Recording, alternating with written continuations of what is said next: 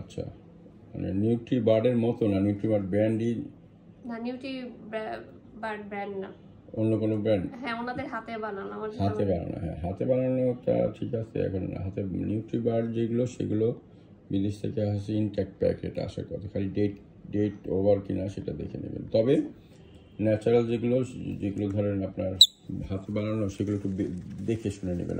অনেক সময় দেখা যায় ওগুলো আপনার ছত্রাক কালা থাকে বা তখন অনেক সময় সমস্যা হয়। ফ্রেশ নিলে আর অসুবিধা নাই, ঠিক আছে। ওদেরকে স্যার যে কুইক সিড আছে না, ওই সিডগুলো হয়। হ্যাঁ, সিড মিক্স দিতে পারেন, অসুবিধা নেই। ওদের ফুড হ্যাবিটটা হলো কি আপনার নানান জাতের জিনিস দিবেন। অনেকে যে শুধু একটা ধরনের সিড মিক্স বা আপনি মনে করেন যে আর কি বানানো খাবারগুলো বা নিচু এরকম না রেখে সব আর ন্যাচারাল ইয়ে দিবেন। কলমি শাক দেন? স্যার না, আমি কোনো শাক টাক দিই না, শাক টাক দিতে হবে। এগুলোতে ওরা কিন্তু প্রচুর ক্লোরোফিল জাতীয় জিনিস খায়, বুঝছেন।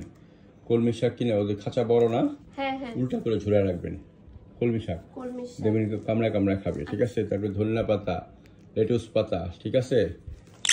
না না, ভেজিটেবল অরিজিন অনেক কিছু দিবেন। আপনি গুগলে গিয়ে আজকে সার্চ দিবেন, যেহেতু আপনি ফার্স্ট টাইম পালতেছেন, গুগলে গিয়ে সার্চ দিবেন যে এই ন্যাচারাল ফ্রুটস, মানে safe natural fruits for love bird. Sir ওইগুলো দেখছি কিন্তু